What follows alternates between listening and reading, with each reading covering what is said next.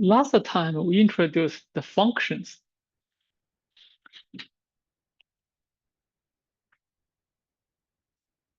In particular, we focused on the exponential function and the inverse function. We started with 2 to the x.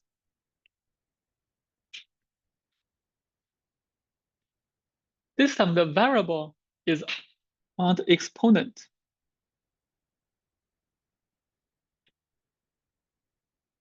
We call this the exponential function. Maybe an exponential, not the.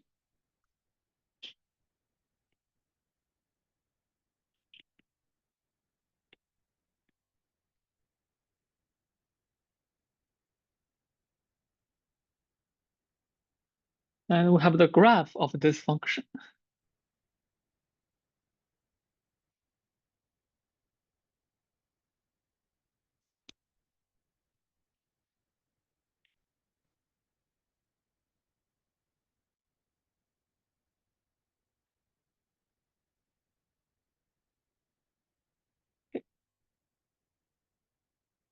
So when x is 0, the value is 1, x is 1, 2, -1, 1/2. Connect them.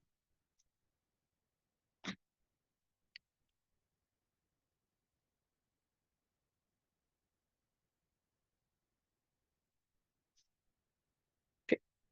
And I can say this function is 1-to-1. Apply the horizontal line test. 1-to-1.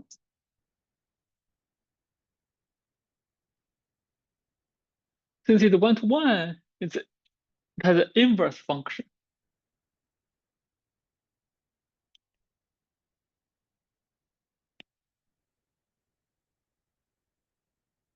We use a notation for this, logarithm.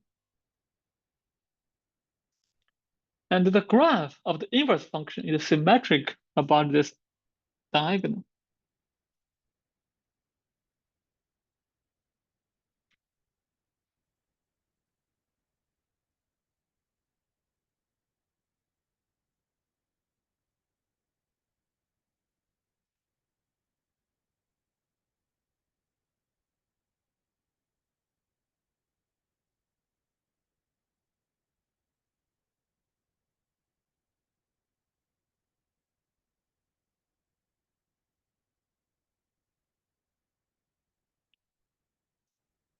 Okay.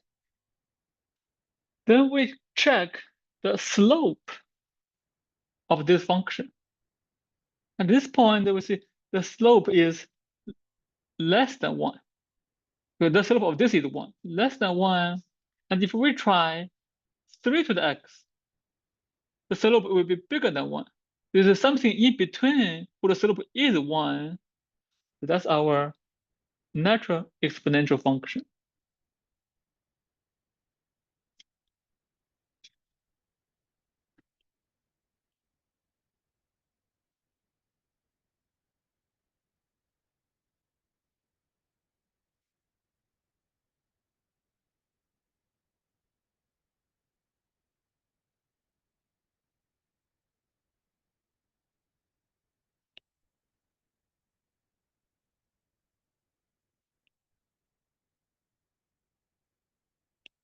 Again, it's 1-to-1, the inverse.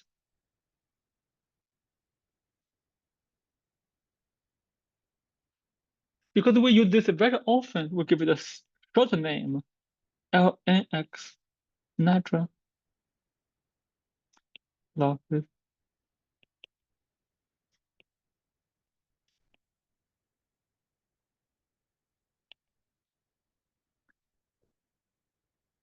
We have some rules for this logarithmic function. Log.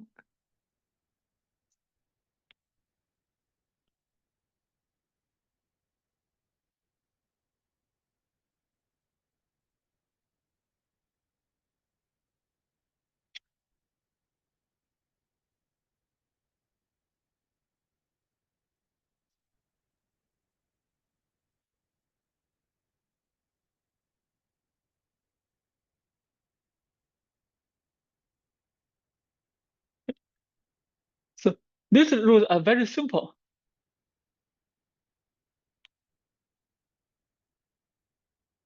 Okay, so this is a very simple. You should know how to we proved this. You know the not only the formula but also the proof. Another useful formula is change of basis formula.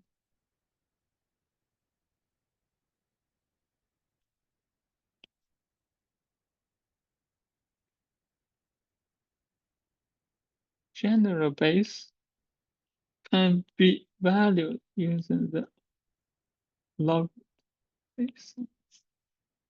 Okay. So instead of studying a family of these logarithmic functions, we can only focus on this one. Sophia, is it just a camera so I can see you?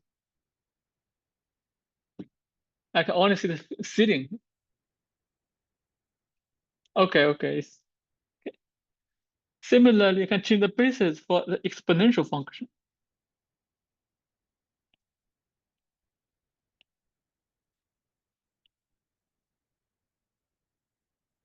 Sorry.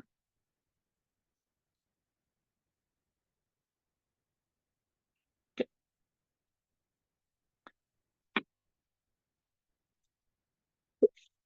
Another class of inverse functions, the inverse trig functions.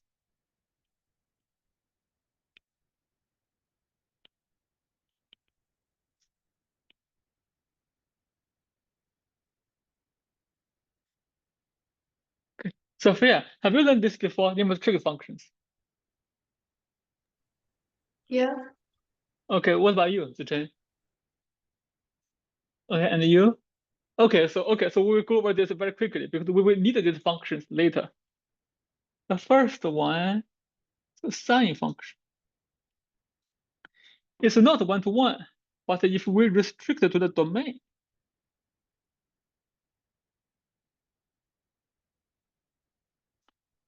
on this domain is one-to-one, so we introduce the inverse function.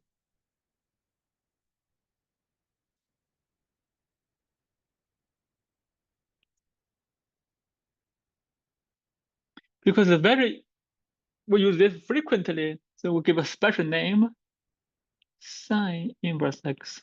We also call it arcsine. So be careful that this is not 1 over sine.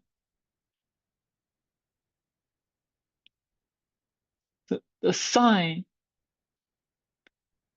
this inverse is for the function, not the value.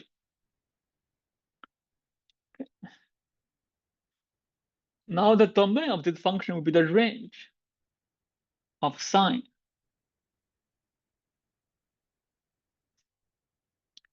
Similarly, have arc cosine. Cosine function.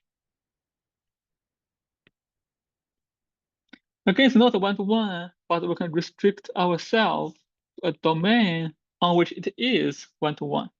Then we define the inverse function. The inverse of the cosine, give it a special name, also have the arc cosine.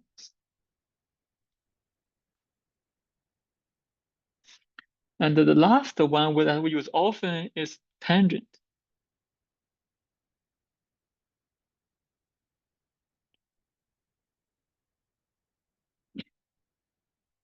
We pick an interval which is one-to-one. We can define the inverse function.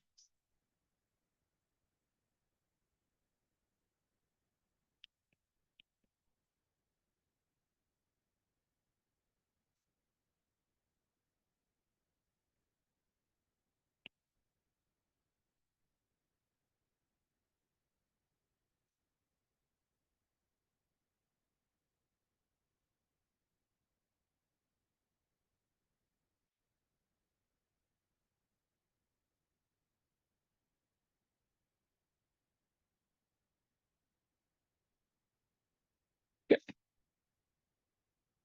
One thing interesting about this is the identity fx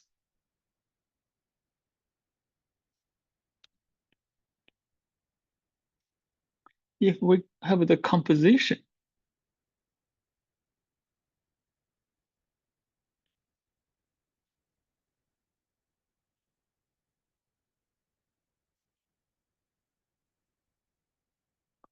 Okay, now let's compare the compositions.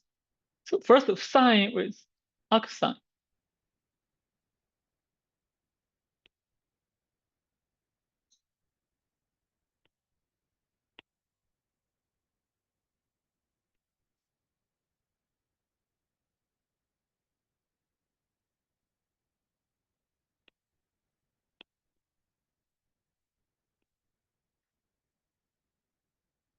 Okay, so at least I think you saw this before.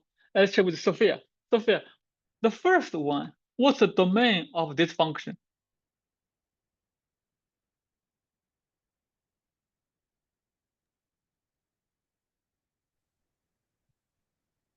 Um, the So, domain is negative uh negative uh-huh. 1 to 1. Okay, yes. So it's for this to be defined, arcsine has to be defined, so it's -1 to 1. So then sine will be from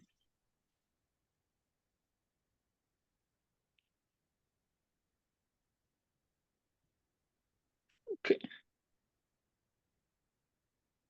So whatever x value is, as long as this is defined, sine is defined for all real numbers. So there's no further restriction. So that's the definition, the domain. Okay, I'm gonna check with Zichen. What about the second one? What's the domain of this function?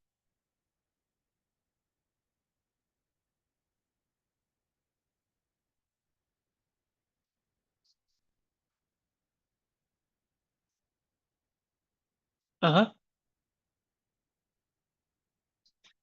Okay. Okay, yes. So if we focus on this procedure, naturally we want to restrict ourselves to negative pi over 2, pi over 2. And on this domain, we do have the above identities. Okay, like I'm going to graph them. I'm going to graph this.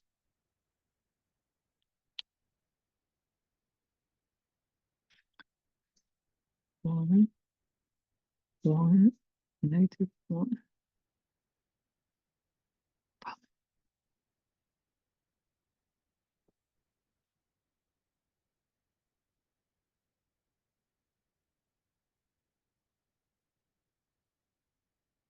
Okay.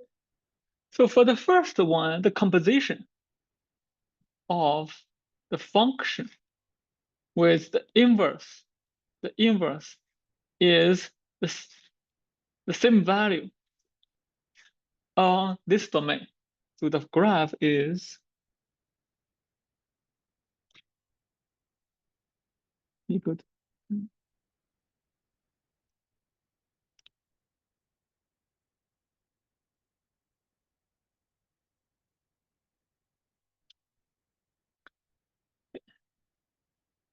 now, Sakina, what about second one? What's the graph of this function?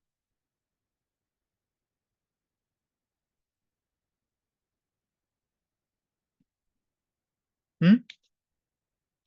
Yes. So for the first one, is this from -1 to 1? What about second one? Negative pi over 2 to pi over 2, again along the diagonal. Along the diagonal.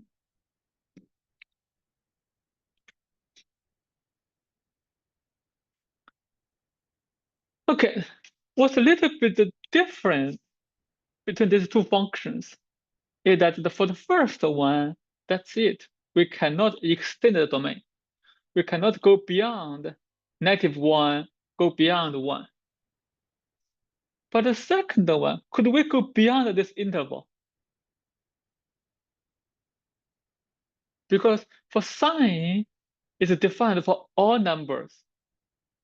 Whatever this number is, the output will be between 1 and -1. So we can go beyond this interval. Now what happens if we go over there?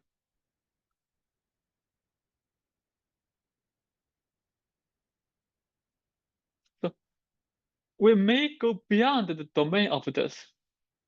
What happens if we go beyond the interval? Now I wanted to go a little bit above this. So this would be 1 over 2 pi.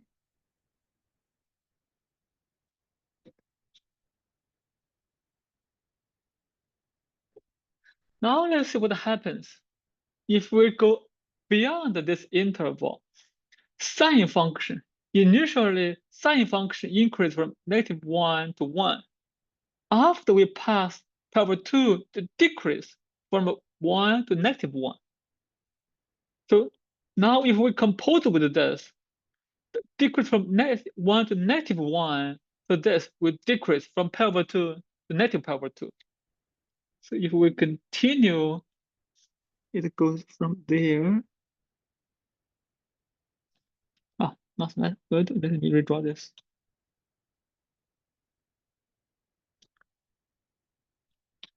Similarly, it will continue over there.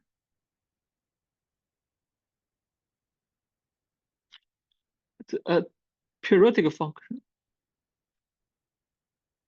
Ah, okay. So you can see the difference of these two compositions. For the first one, we cannot do anything about the domain. It is what it is. But for the second one, we can go a little bit further because the sine x is defined on the whole domain. Now we just check what happens for the points beyond the domain. Okay, if this is the first time you see this, may look a little bit strange, but you check this piecewise. So you check from alpha 2. What happens on this interval? On this interval, sine x decrease from 1 to -1.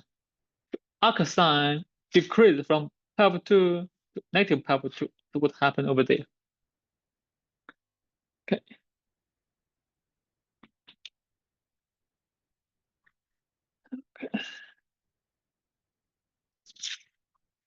So this is about the functions, and you can do the same thing for cosine and arccosine. I will leave that for you to complete.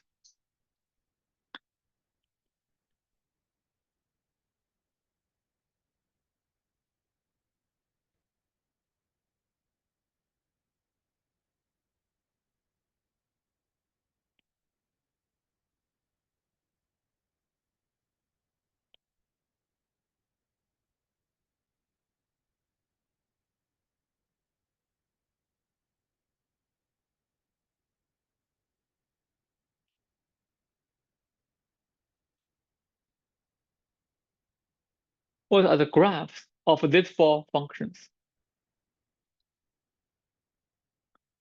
Okay. So now we will move to the second chapter about limits and derivatives.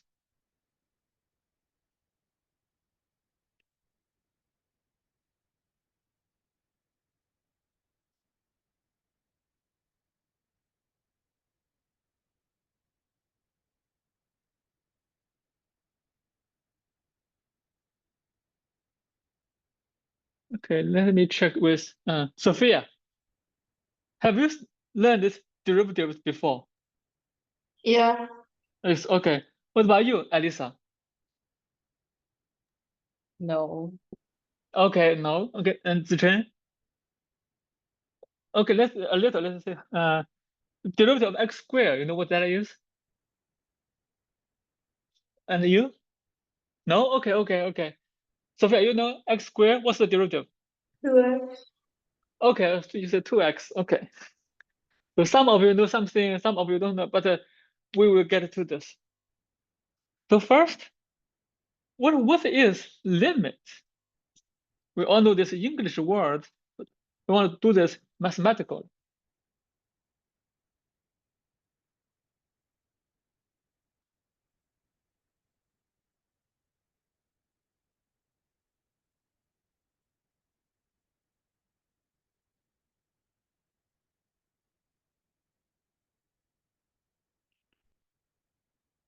Okay, so now we know how to graph a function. Let's just draw a random one. A nice function. We don't know what it is, but we have the graph.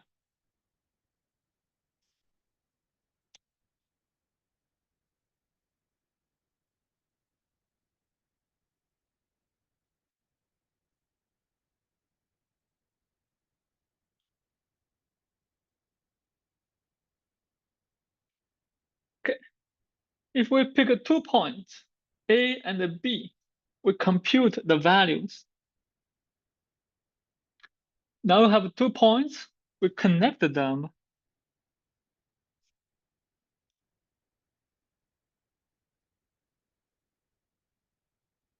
Okay. This, we call it a signal line.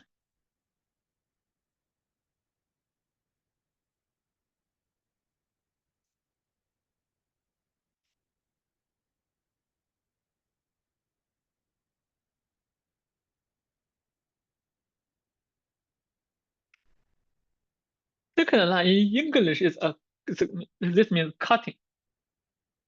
So this cutting. So some will say a cut line. Now let's slide the second point. If we slide this point left and right, we get different points on the graph. For each point on the graph, we connect this, we get a family of signal lines. The different points. The different signal.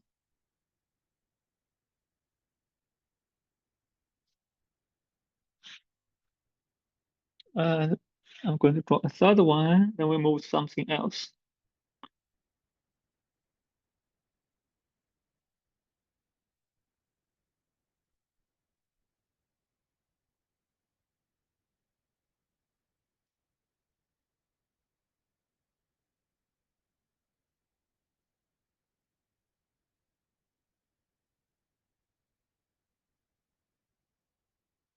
Okay. Okay, so for each line, we can compute the slope of the signal line. So this one gave us a slope. This line gave us another slope. This line, third slope.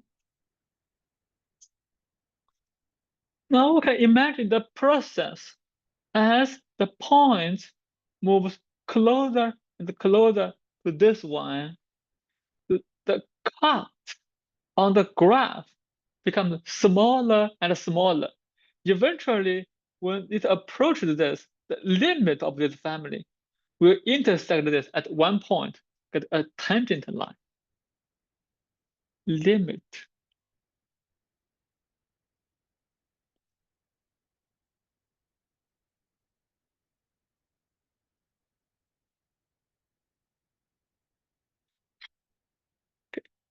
Then the slope of this tangent line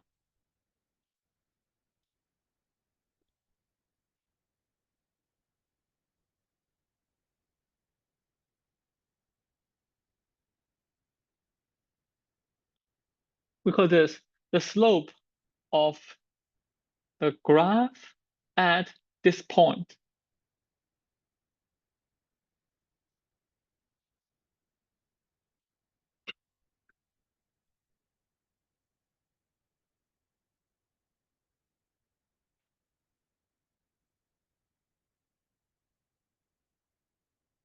So previously, we defined the slope of line.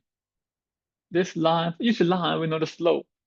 Now for a curve, we can define the slope as the limit of the slopes of the signal line. So this process, the limiting process. This is the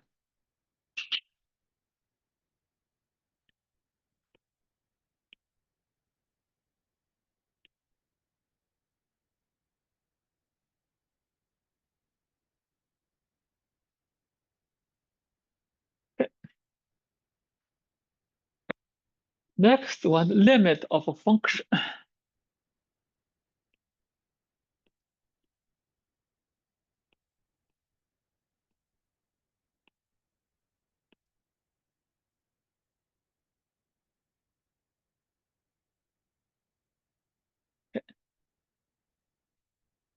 So we can the setup is we consider a function.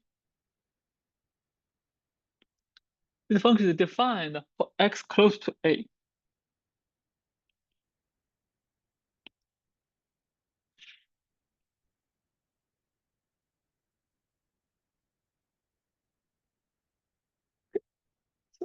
Here it's when we see the limit of this function at a, it doesn't matter what's the value or whether it's defined at a. So here, so the difference.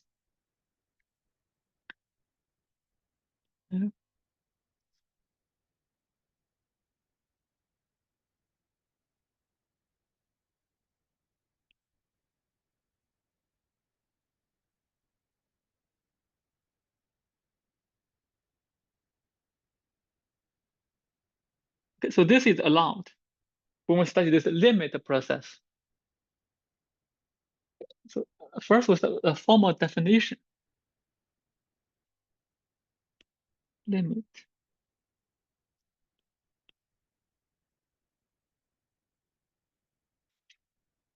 Okay, we can read this as fx approaches L as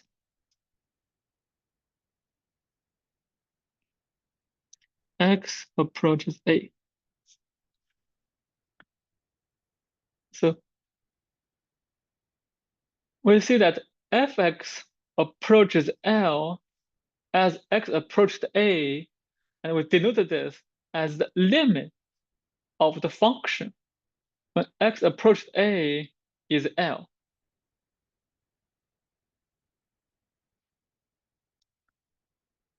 Okay, let's try something. Limit. Okay, the simplest one. I think all of you know this, but just double check. Sophia, what's the limit of this? What's your guess?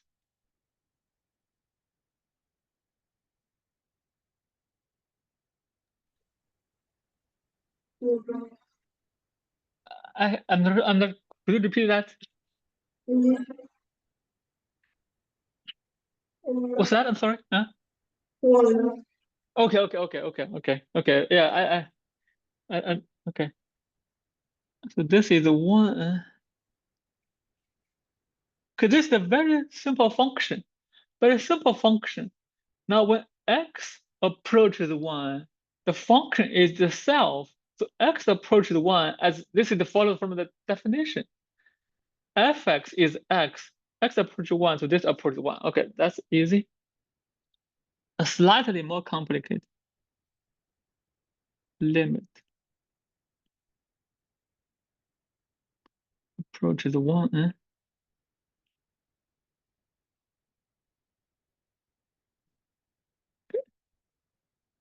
The difference between these two problems, for this one, this function is defined at 1.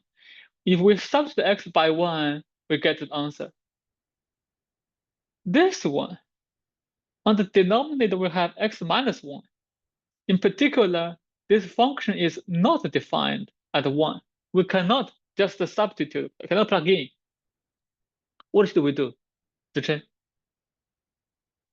Okay. So the point as we have trying to make is even though it's not defined at 1, but when we're in this process, we focus on what happens near 1, not at 1. Okay? What happens near, not at. Okay. So near x1. So in particular, we can focus on the case x is different from 1. Then we have the factorization.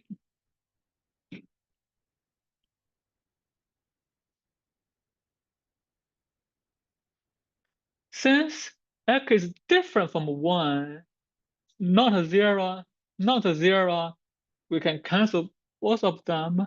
We get x plus 1. Now this limit becomes much more easier.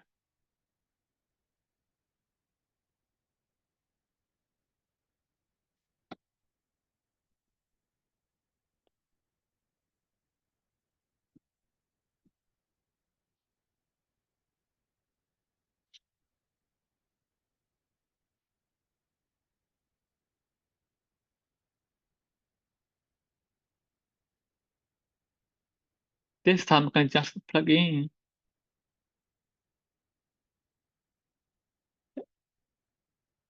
Try another one.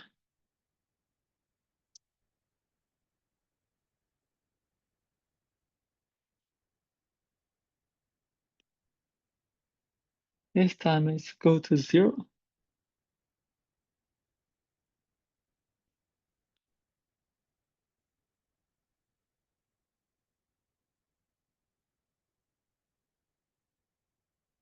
Okay, let's think about this for a minute and how do we find this limit? For this function,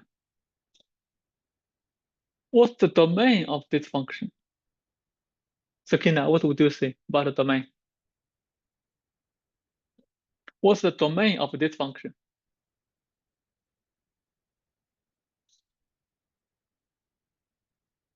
Okay, yes. So as long as it's not 0, it's defined, and not defined at 0.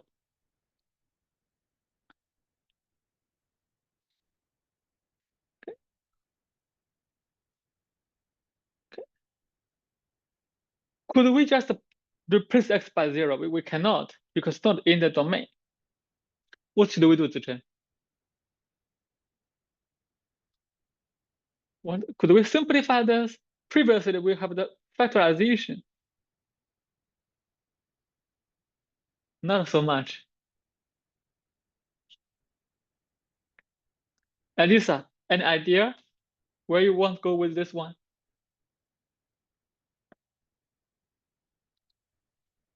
We cannot factorize as we have done before. There's no further way to do this.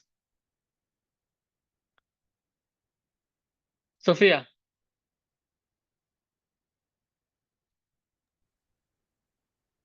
I don't know. Okay, so here I'm saying in algebra or maybe pre-calculus, there's a method. Okay,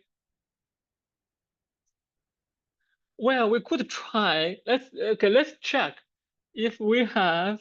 Okay, so the first attempt, let's check maybe 0.1. X is 0.1. Let's see what happens. So this will be.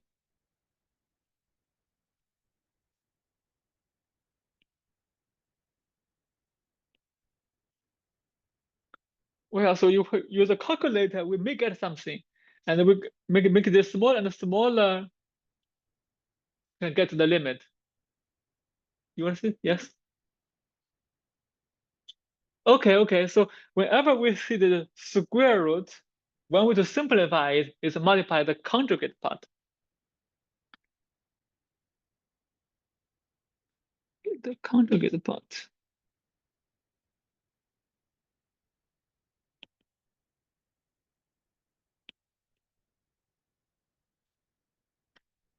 Conjugate part. So this will be.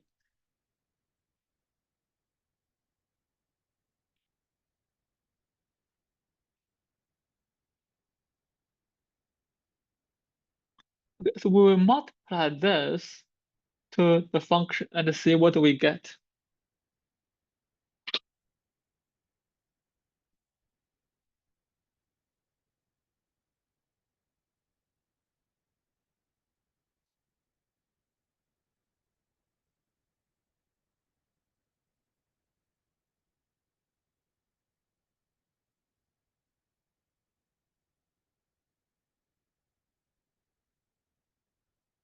We simplify. Okay, Zicheng, what do you get?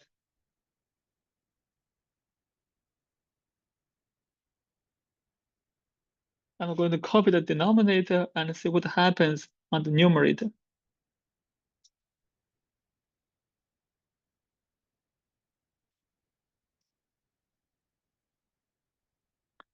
Elisa, what do you get?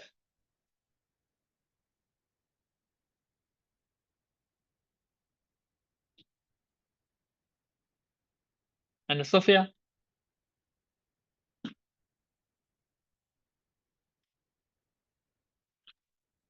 Um, you get x squared Uh-huh. Okay, yes. So here um is the minus plus difference. 9. It will be this square minus this square. Okay, because so we have the formula Oh, a minus b, a plus b. Okay, so it will be x square root, then square, so it's this and minus 3 square. Okay, minus 3 square, so they cancel with each other. And they have x square, they cancel each other. So the result,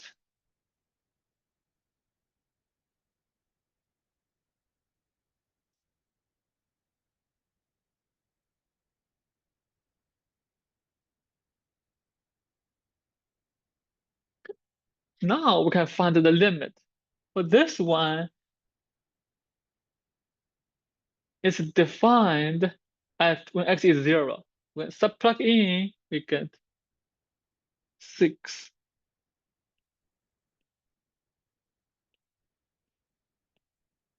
So the limit.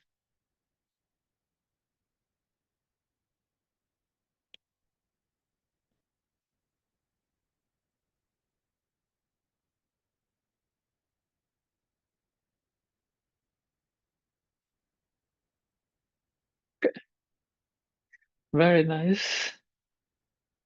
Okay, another one. Let's try limit.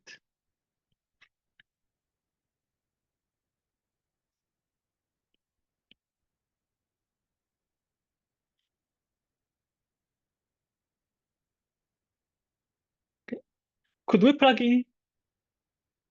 No, because x is on the denominator.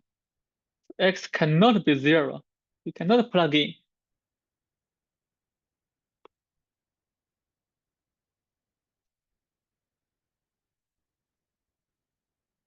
Okay, so how do we find the limit?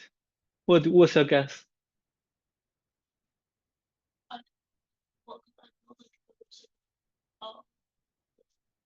Okay, what rule?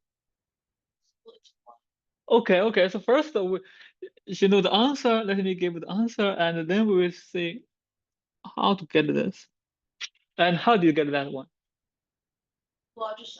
You cool. Okay. Sophia, what was your thought on this one? um,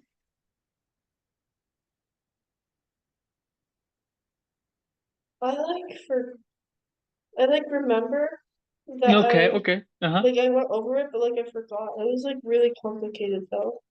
Okay. It's not that easy. So for this one, first we know it's uh not that straightforward.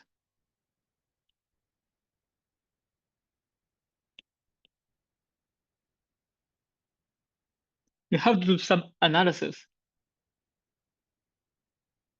And there are different ways to prove this. So you can see, so the squeeze theorem.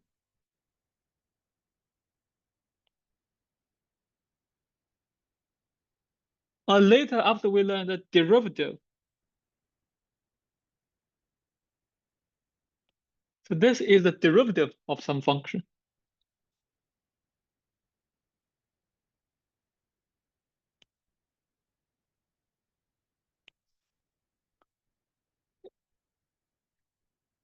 Okay, so we'll come back to this as we introduce more about this limit and the derivatives. Another one, the limit.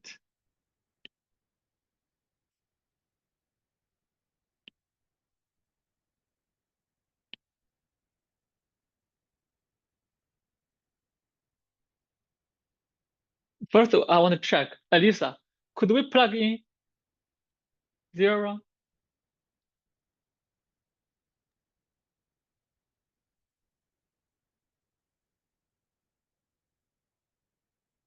Unmute yourself. Elisa, unmute yourself.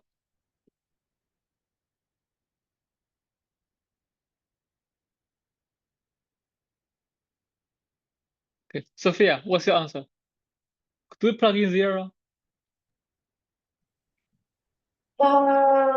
No, Why? because then it will be undefined. Okay, again, because on the denominator, we cannot plug in. So what happens when x approaches 0? Let's say from one side, a simpler case. Let's say x is 1 over k pi. If this is x, what's pi over x? Oh, I'm sorry. So I have too many pi's. So let's just 1 over k. Just 1 over k.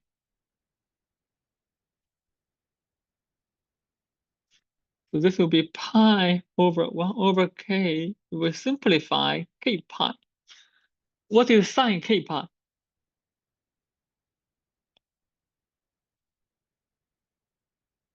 0. Okay, so now if we draw the line, we find a sequence of points 1 over 2, 1 over 3, 1 over 4, at where the values are 0.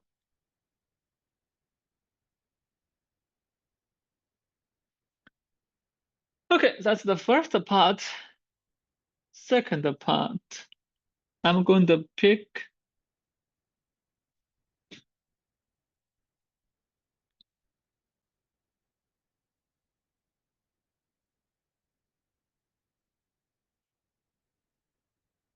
okay, let's simplify pi over x and find what is the sine value. Okay, let's try. So x is 1 over 2k plus 2 plus 1 half. Now pi over x.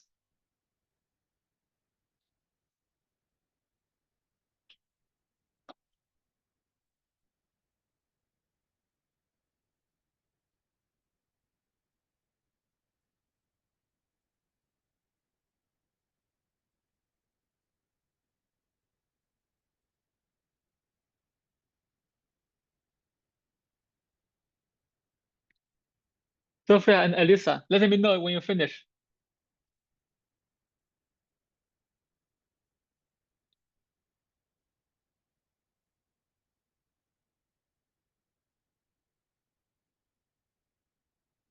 What do you have? You finished? Okay, so first pi over x, what's that?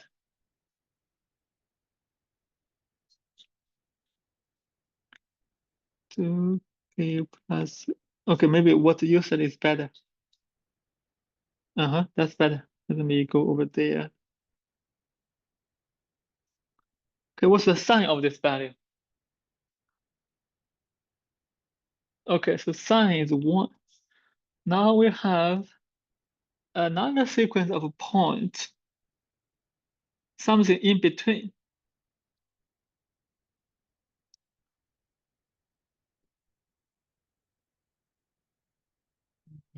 Which color? Okay, that's okay. So 2k pi, and a sequence of points somewhere here, where the value is 1.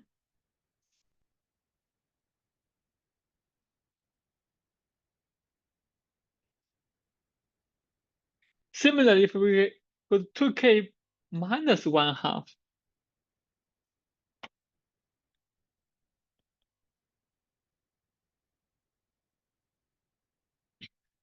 we can check sine give us -1. So we completed the graph. We go to -1, -1. Now we connect them, we get the graph of this function.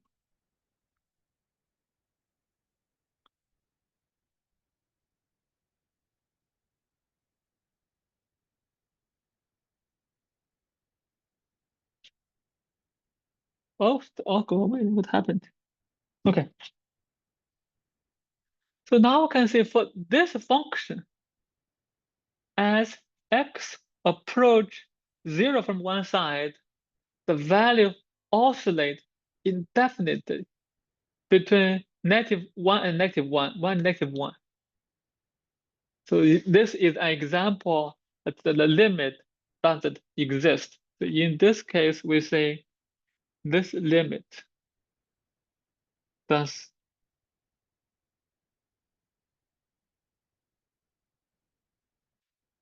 not exist. In the future, we will use DNE for short. Okay, we will have 5 minutes break. We will be back at 55. Okay, let's take a break. You can walk around.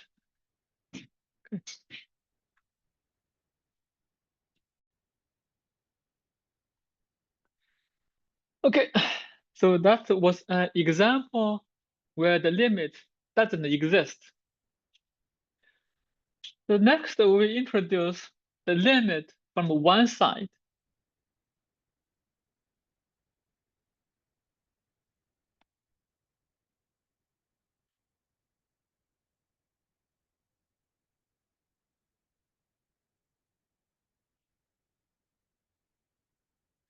Not difficult, just the notation.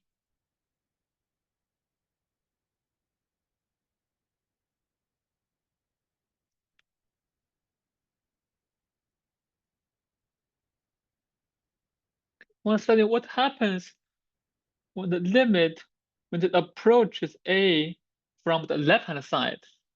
So we use this A, we put a minus over here for the one side limit.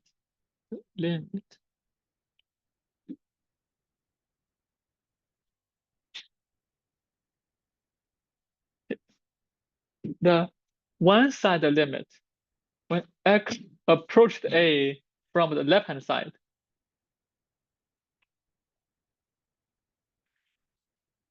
Similarly, the other.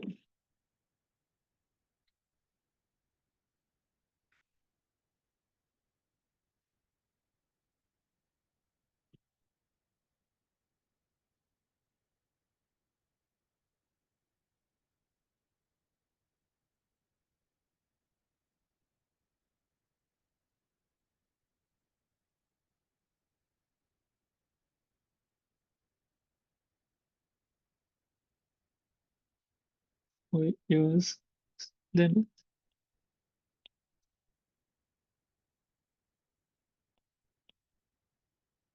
Okay. X approached A from the other side, from the right side. So we minus indicate this one side limit from left, plus indicating the one side limit from the right. So plus minus. And another generalization, the limit is infinity. The generalization.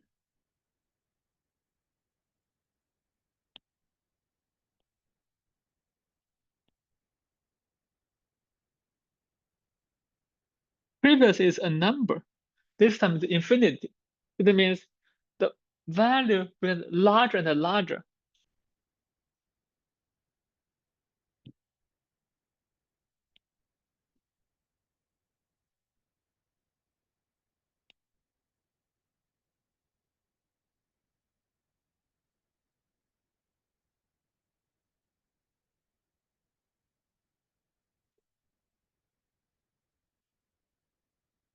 A simple example is,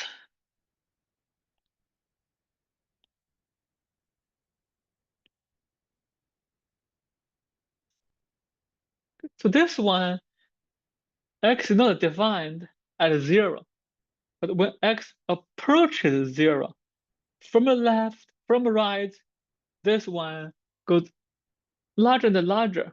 The limit is infinity. Sometimes, if we want to be careful, we will say, this is different from the previous case. So this, in some books, they treated this as one of the cases the limit doesn't exist. In our case, we say the limit is infinite. Let's see this one. Limit x go to 0. What do you say about this one? What's the limit?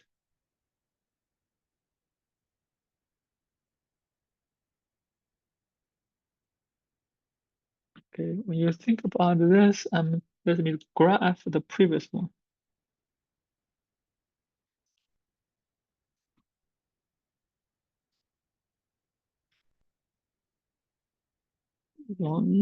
One.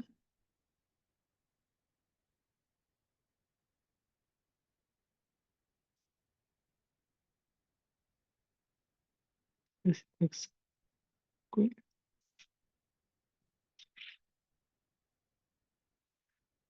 Zhen, what do you say about this one?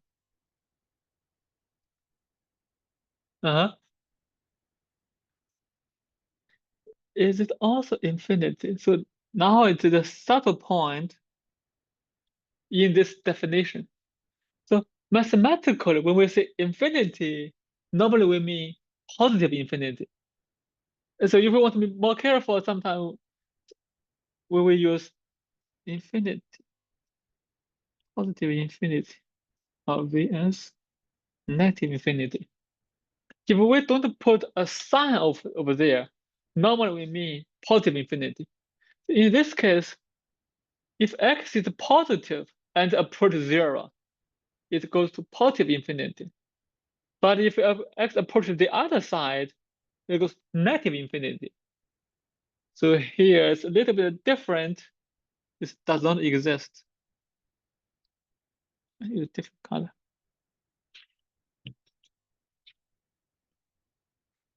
We can make a small modification of this.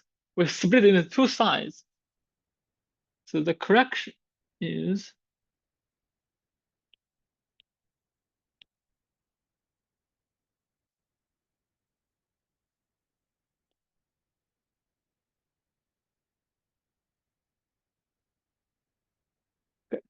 the two one-side limits exist.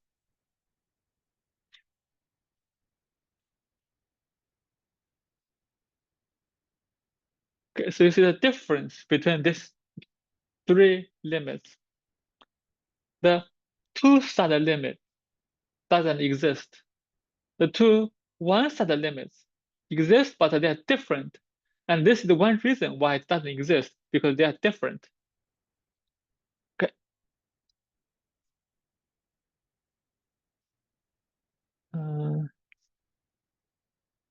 Let me graph it. This side is similar. Side is this. This is works. Okay, so this line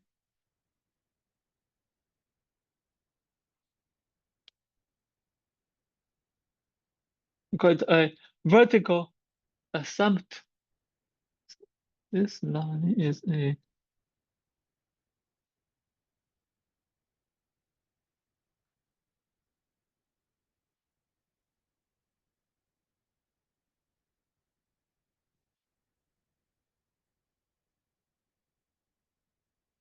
it means when x approaches 0, either the two-sided limit or one of the one-sided limits goes to infinity.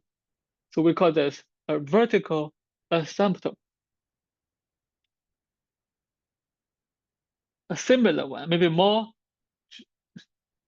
easy to see, is fx equals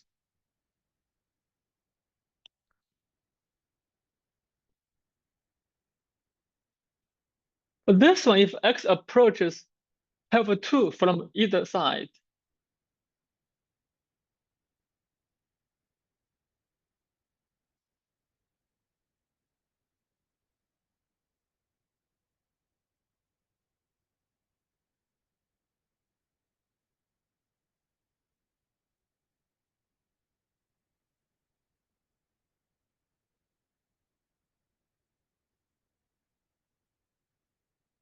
the graph of this looks like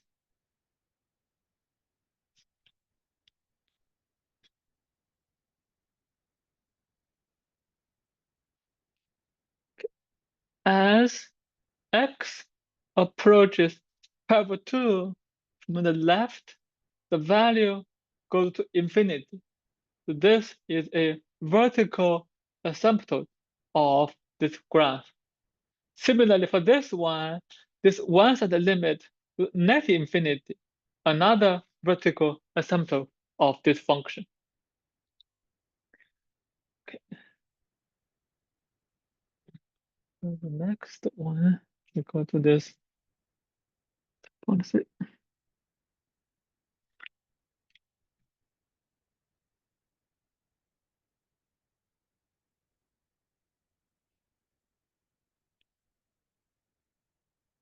A very useful law about limits is if both limits exist,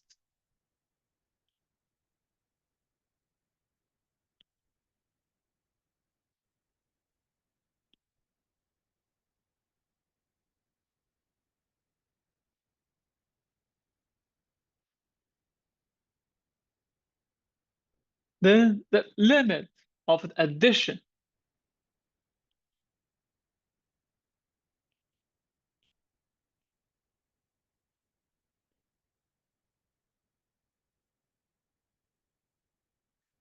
equals to the addition of the limits.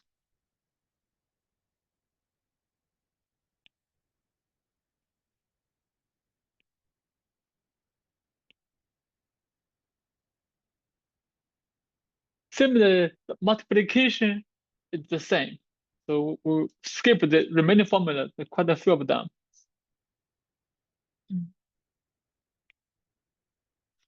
Let's check some examples.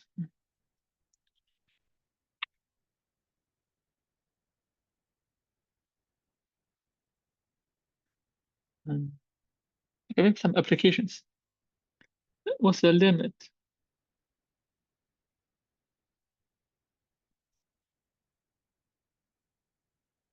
Okay, very easy. Maybe quick answer. Sakina, the absolute value. What do you say about the limit when x approach 0?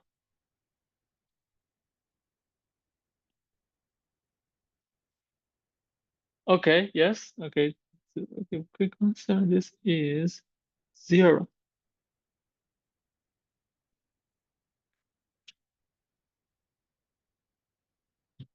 So the graph of this second one. Limit x approach 0. Okay, think about the second one. What's the limit of this function?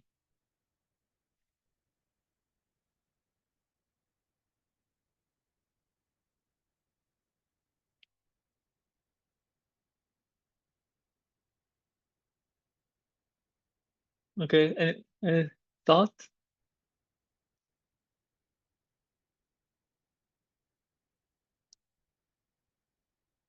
Okay, Zichen, you want to see? What do you think? And why? Mm-hmm.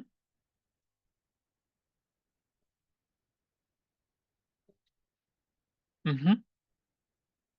Okay. So because have you can check if x is positive, to the value over x over x. Since it's not a zero, I can simplify, get 1. But if x is negative, so the value of x will be negative x, simplifying the negative 1. So it approaches different values on different sides.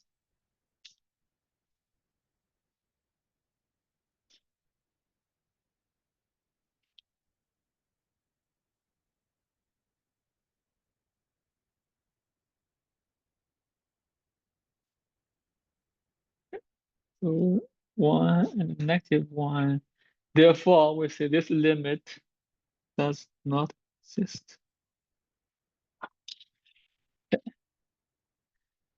Next one is a very simple application of the limit. It's called the squid theorem.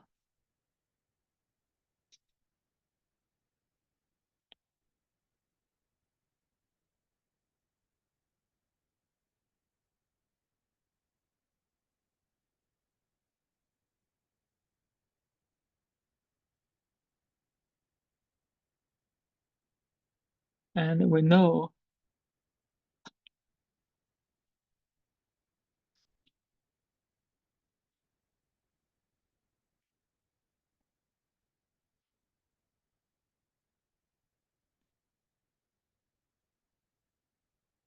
two exterior ones have the same limit.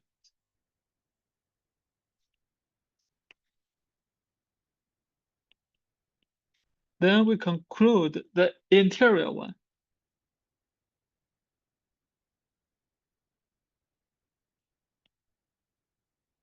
also have the limit. Okay, very simple one. Let's give a very interesting application.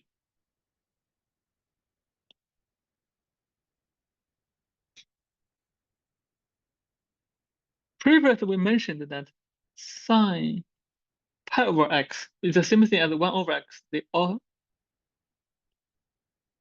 doesn't exist. In the same way, we can conclude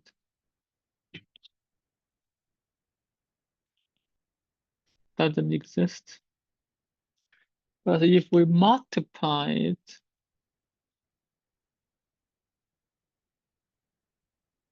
hmm,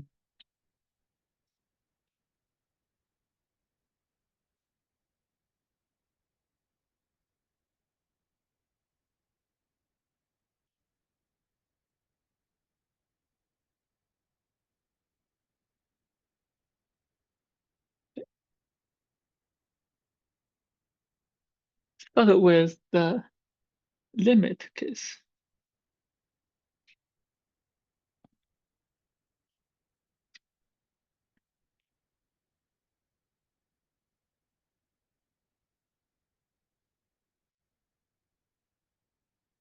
Case, let's start with the easier one. This is the easiest one. Maybe this let's start with the easiest one. We'll come back to that one later. So how do we find this limit? As we have seen before, the function oscillates like crazy over there as x approach 0. However, if we put a factor over there,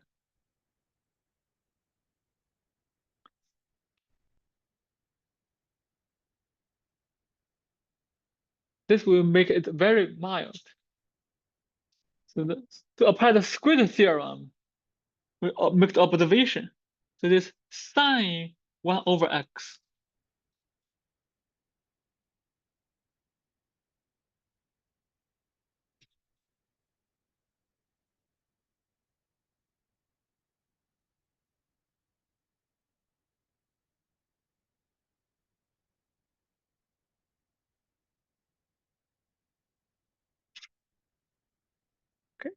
Then we multiply both sides by x squared. We get x squared.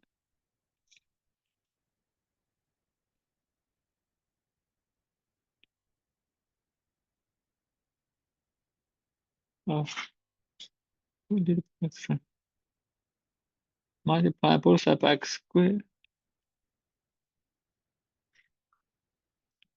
And it's easy to see the limit of the two exterior functions when x approaches 0 is 0. This one approaches 0.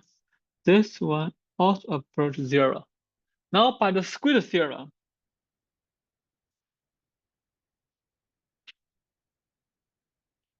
it can only be 0. So the limit of this is 0.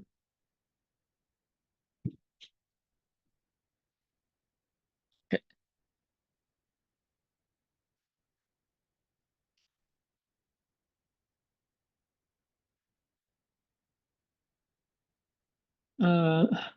Slightly more complicated is this.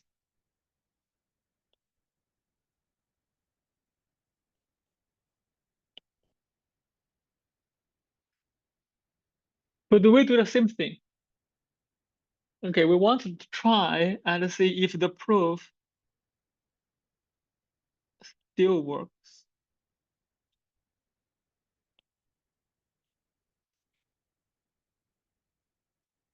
Could we multiply all of them by x and with the same inequality?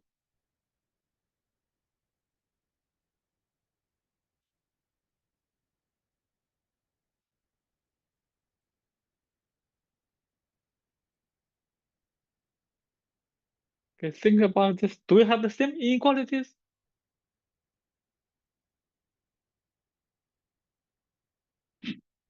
Elisa, what do you say?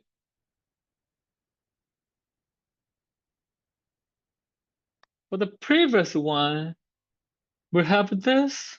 This is just the bond, the range of sign, okay? We multiply all of them by x squared because x squared is never negative. Either it's 0, it becomes trivial, or it's positive. We multiply them by a positive number, we keep the same direction of the inequality. But here, x may be negative. What should we do?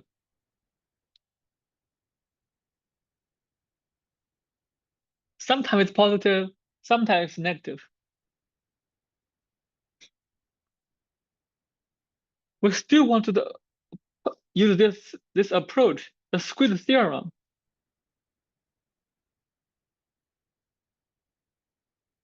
Sophia, what's your experience? How should we do this? Uh,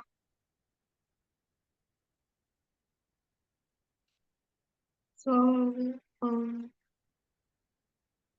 So the issue is, if we consider the limit from both directions, one direction x positive, one direction x negative, this makes right. things complicated.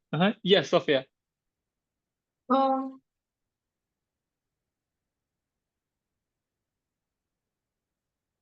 I don't really know.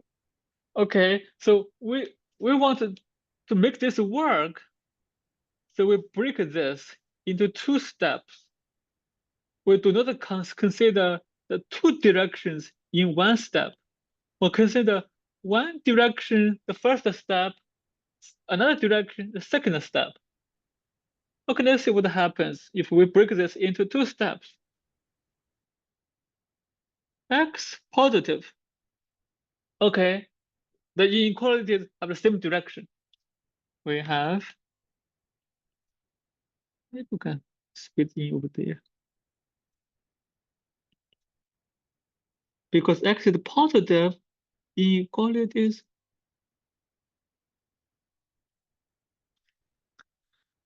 Okay, now this one side limit, we know this is 0.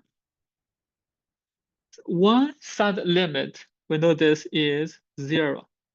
So this one side squeeze theorem, we get 0. Similarly, if we go to the other direction,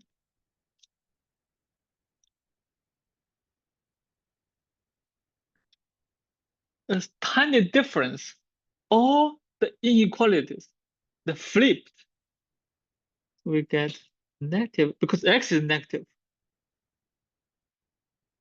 Even though we still multiply x, but the inequalities get flipped. But this one side limit, and the one side squeeze theorem.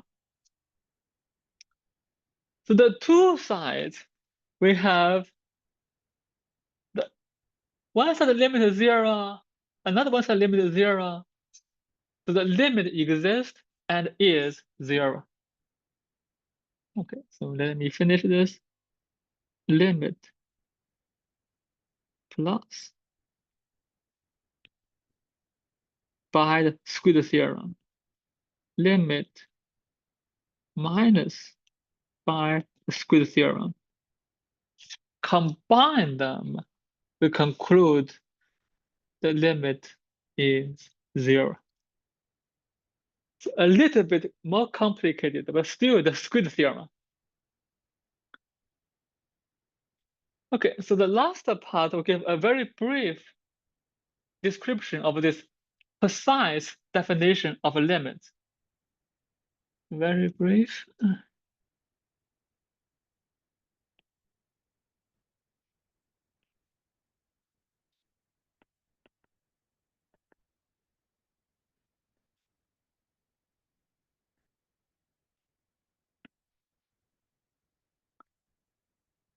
So this involves the epsilon delta.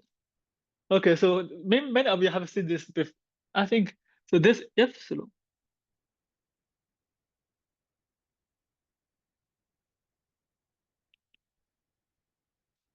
and this delta. So in mathematics, we use this very often. Normally, it stands for small positive numbers.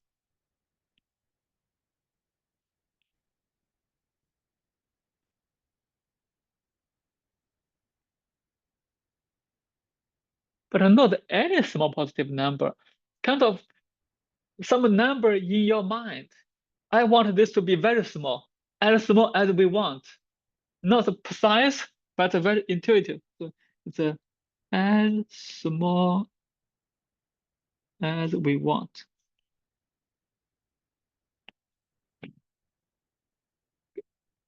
So now we see how to define the limit.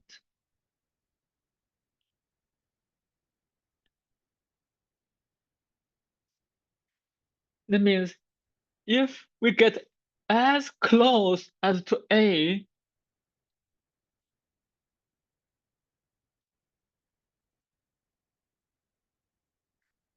as close as we can, but X is not A, then the error, the difference,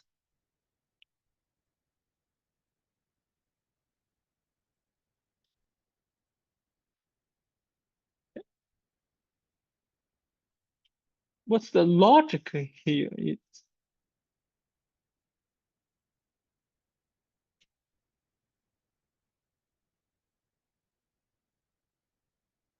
okay. So logic here, we want to control the error, which the limit is L. Okay, how close can you get? This is as close as you want. You give me an error, I can find the range in which we have the controlled error. If we draw a graph, it's easier if we draw the graph.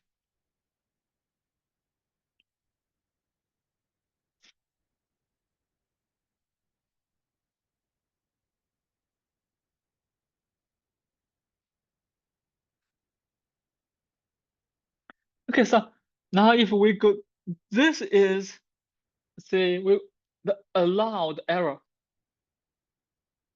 You give the allowed error, we can find the allowed control.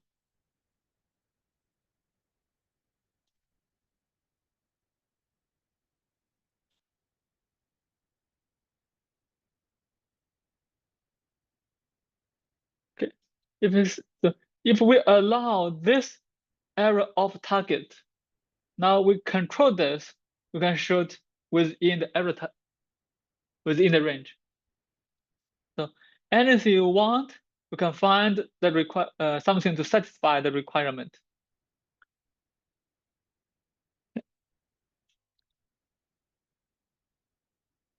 So this is formally developed by the mathematician, a French mathematician Cauchy. Similarly, the infinite case, limit x go to a. How to make this size? Is it for any?